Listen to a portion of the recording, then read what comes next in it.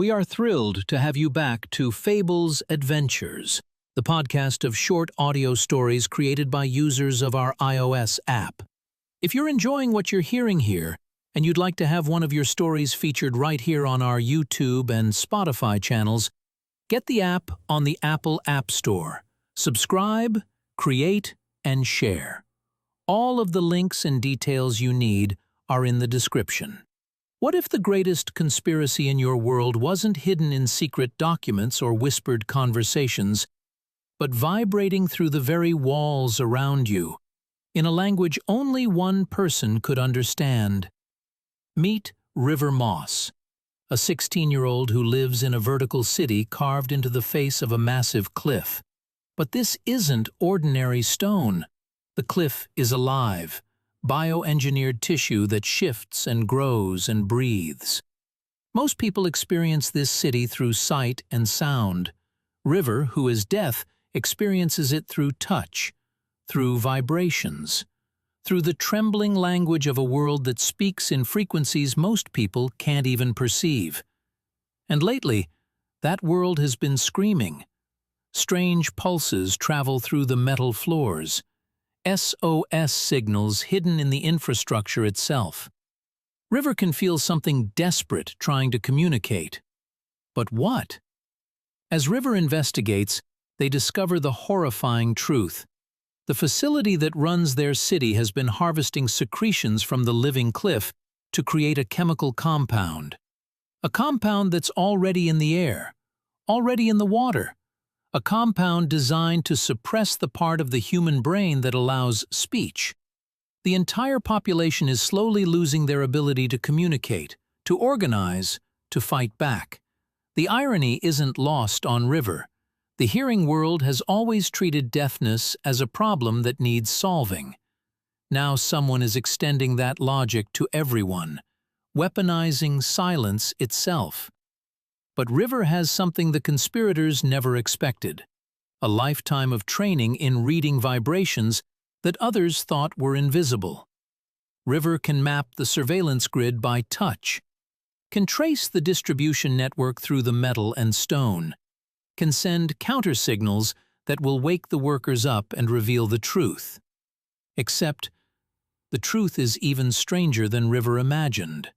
Because the living cliff isn't just being harvested, it's conscious, it's suffering, and it's been trying to communicate with the workers all along, using the very biological compounds the facility has turned into a weapon.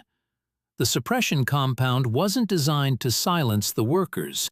It was designed to silence the cliff, to prevent anyone from understanding what it was desperately trying to say. Get ready for a mind-bending science fiction mystery about communication, consciousness, and discovering that silence isn't the absence of language. It's where the real truth vibrates. This is the vibration conspiracy. The vibrations started wrong that morning.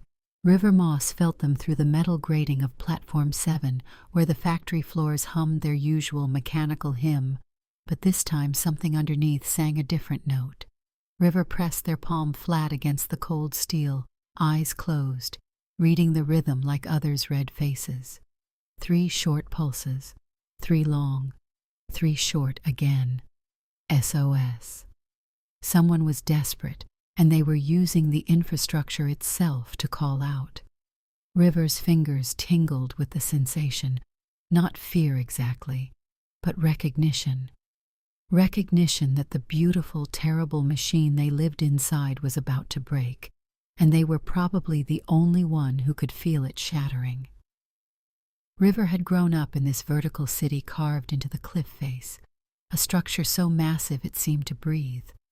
The walls were alive, actually alive, bioengineered tissue that shifted and reformed, creating new passages where old ones sealed shut. The workers called it adaptation. River called it suffocation with an organic heart. The complex pulsed at all hours, vibrations traveling through every metal joint, every reinforced concrete platform, communicating in frequencies most people couldn't perceive. But River wasn't most people. Deaf since birth, River had spent 16 years learning to hear through touch, through the trembling language of the world itself. While others relied on visual warnings and audio alerts, River navigated by vibration. It was their gift and their curse, acute sensitivity that made them hyper-aware of every tremor, every pulse, every hidden message embedded in the infrastructure. The conspiracy had revealed itself slowly, like sediment settling through water. First came the strange assignments. River's unusual route through the lower maintenance tunnels, platforms that should have been sealed but weren't, always with just enough time to slip through before workers arrived. Then came the harvesting.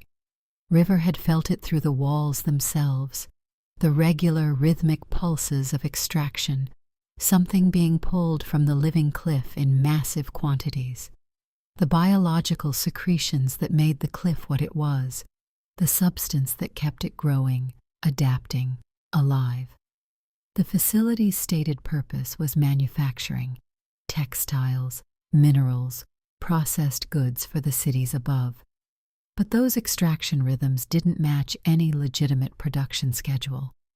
River had begun documenting the patterns, pressing hands against walls in different sectors, building a map of vibrations in their mind.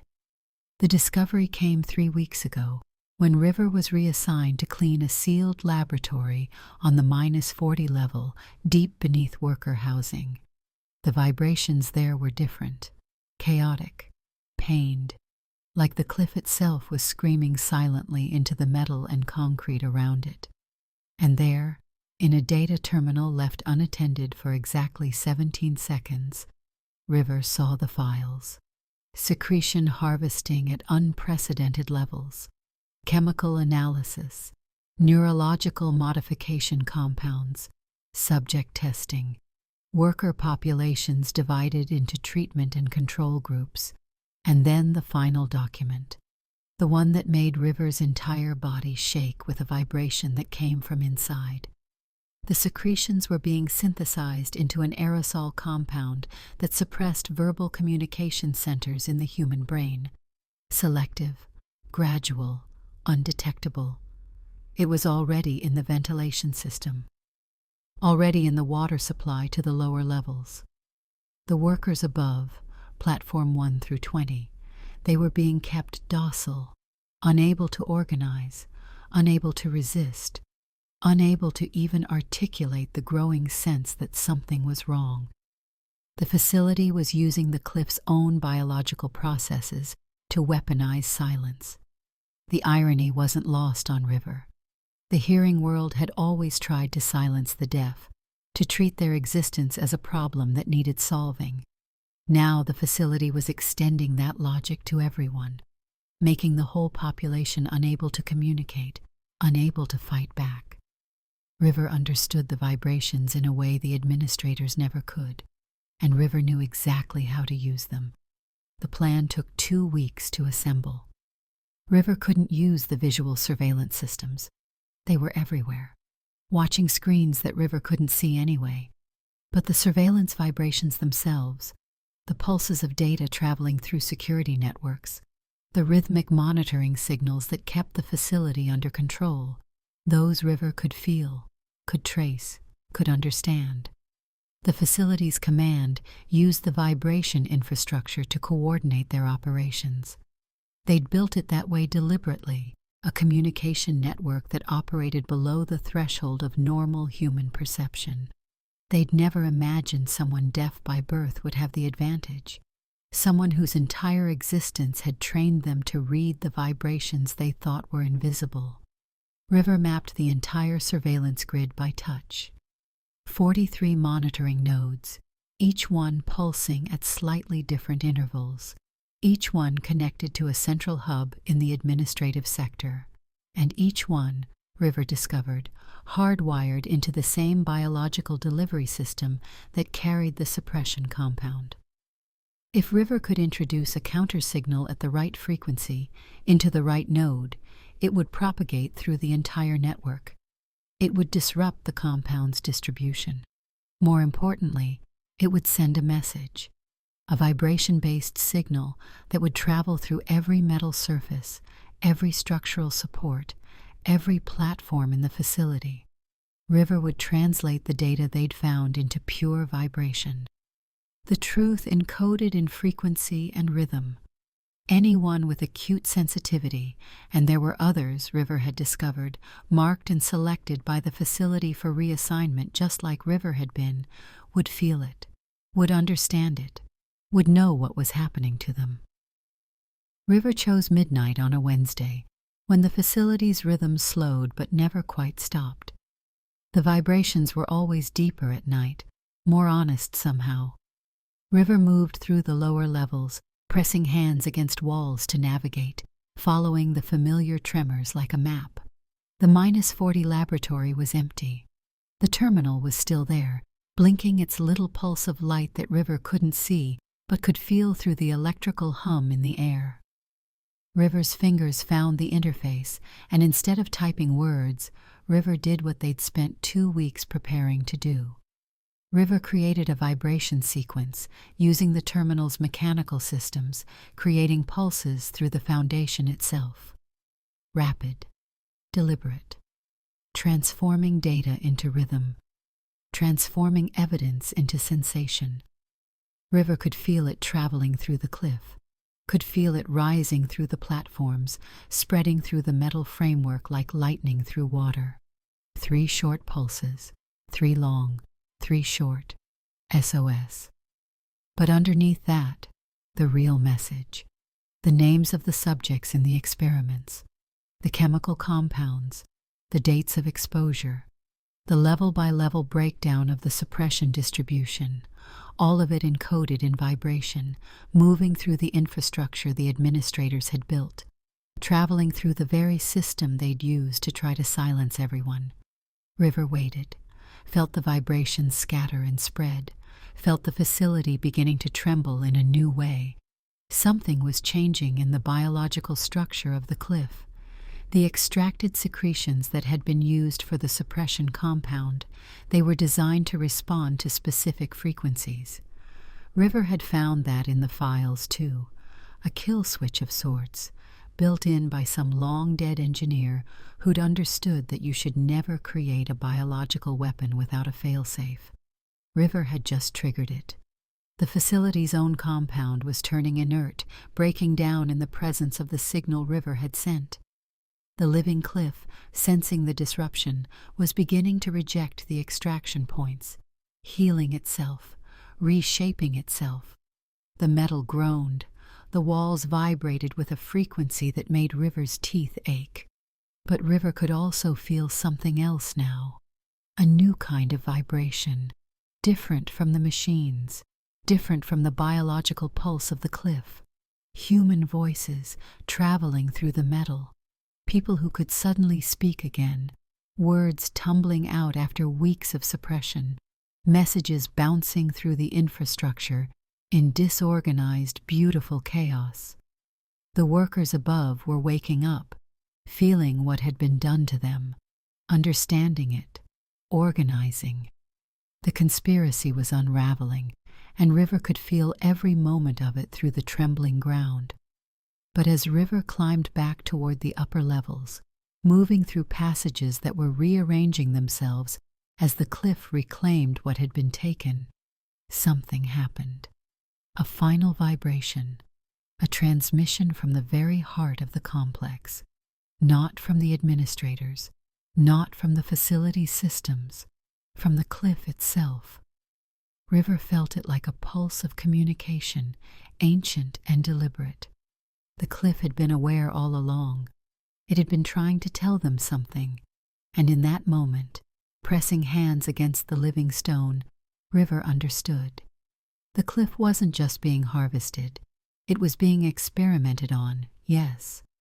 But it was also communicating with them, had been communicating all along. The secretions that were meant to suppress human communication, they were also a language, a biological dialect that the cliff had been trying to speak. The facility hadn't discovered a control mechanism. They'd discovered translation. The cliff had been trying to tell the workers the truth for years. in a language buried in their own biology, and River, deaf and vibration sensitive, had been the only person capable of hearing it. The twist landed in River's chest like a final revelation. The facility's administrators weren't trying to silence the workers at all. They were trying to silence the cliff. The living cliff that had been screaming for help, that had been trying to communicate something urgent and terrible through every breath, every secretion, every pulse of its bioengineered existence. The suppression compound wasn't about control. It was about preventing workers from understanding what the cliff was trying to tell them.